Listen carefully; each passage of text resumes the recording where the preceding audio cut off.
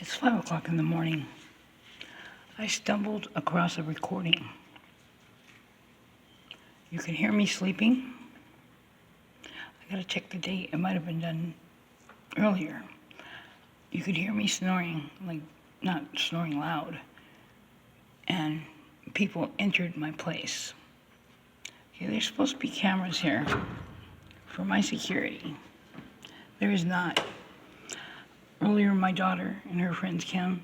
I don't want that kind of drama.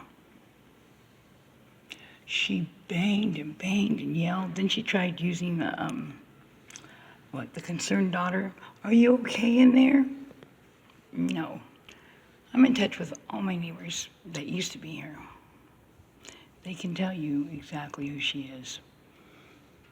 But, yeah, they used to come out and tell her, scram, get lost, get away from here. You're making noise. None of these neighbors came out and told her to leave.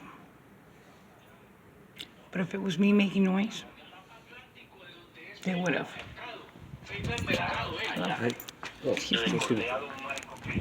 It smells good. Yeah, nobody told her to leave, nothing. You know, if that was me making noise, yeah. You know, I have a right not to be around somebody who's caused drama, and she don't come to see me because she wants to see me. There's always a reason, and they send her. They send her to trigger me, get a reaction, and do whatever needs to be done inside my place. But, yeah. I have a right to not be there and not answer the fucking door. You know, she started out with a nice knock. I knew it was her. A nice knock. And then it went into a very aggressive knock. Just as she can act nice and then within a split second just start yelling at me. And you know, she emotionally abused me as when she was a child.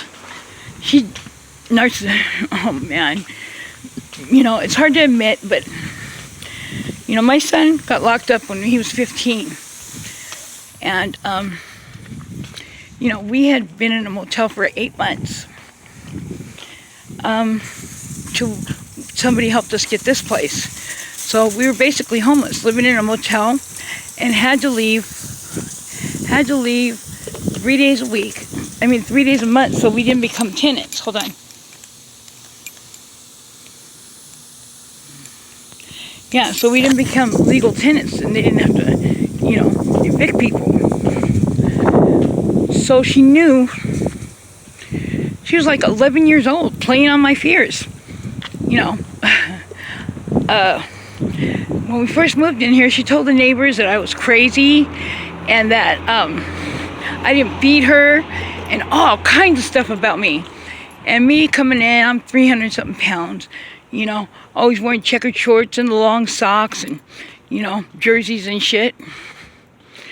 You know, and I'm pretty loud. And pretty, you know. But, they didn't talk to me. So, she even told the lady across the alley, who's one of my handlers now, you know, and that she was raised on the streets. Okay. The people downstairs, I love them. They used to live downstairs, mom and pops. They finally met me. You don't judge a book by its cover, you know? They met me, and they love me. I mean, they love me to this day.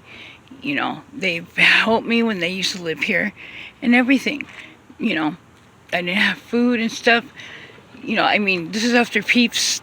My daughter had turned 18. She was out. You know, if she wouldn't have acted the way she acted, she would have been welcome anytime. Anytime. But no, she was abusive. You know, she played on my heartstrings. You know, I was broken because my son got in the system. You know, the same system that I was in. You know, except for, of course, the boys' side. But, yeah. She'd blackmail me and tell me, you know what, I'm going to call up the social services and they're going to take me away if you don't buy me this or you don't let me do this. I'm going to get us kicked out if you don't da-da-da-da, or this and that. And she'd start writing with Sharpie in the hallway. She'd blow marijuana smoke in the cracks of the door of the manager who lived next door.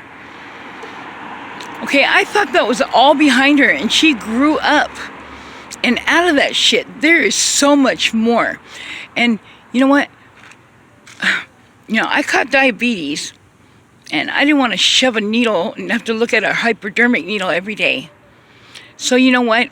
I got my ass walking around that church every night, and I made myself a little teeny weeny steak and a piece of peach, half peaches that come in the can, and something else, like a half a piece of toast. She even made it for like about a week and a half for me. I was determined, to not look at a hypodermic needle and to not die of diabetes when I have children. And I lost weight, and I lost too much weight because I started getting nauseated. Not the kind of nauseated I get now where I can eat, and I was trying to force myself to eat. And I ended up 96 pounds. And I lost myself. She ended up dragging me around like a rag doll. She'd steal from me,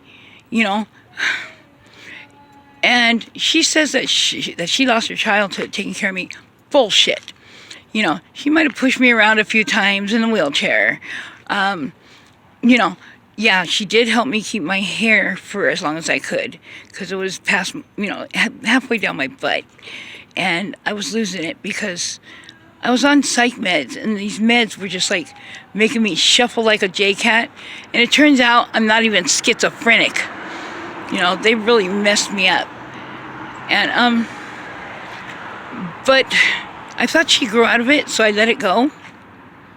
Because, she got sober, and we were starting to connect. I never seen any of me in her until she got sober. And, yeah, she said that I asked her, I said, Pete, when you get a chance, if you have anything, extra, do you think you could drop mommy off some groceries?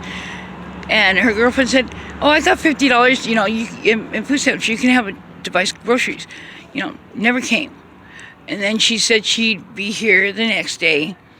I said, I don't feel good. I'm sick. That was when I was like really bad, remember? And I said, can you just drop me off some groceries, please? I'm hungry. And she said, yeah, didn't come. But she wanted to pick me up to go down there. No. She's unpredictable and snaps within a second notice when it comes to me. And I take it. And I wouldn't have took it from her, but I already had a son lost to the system, taken away, taken to jail. And my heart was broken. And when she threatened to call the social services on herself, I just give in because I didn't want to lose another kid. Hell, she was cut off her welfare when she was like 15, before 15. But yeah, I wouldn't have took it from my son. That lack of respect. But I was broken. I was broken. So when she knocks at the door, all aggressive and stuff like that, I don't want her in there. And she's coming with a bunch of friends. What she can do, take over my bathroom like she does, I don't need that. I don't need the drama. I don't need the drama. And I'm allowed to not open my door for whoever I please. I'm allowed to pretend that I'm not fucking there because I don't need the drama. But I have a recording, and it might have been on, and I might have fell asleep, with it in my hand on, of me sleeping and people entering my apartment. But nobody says nothing there, huh?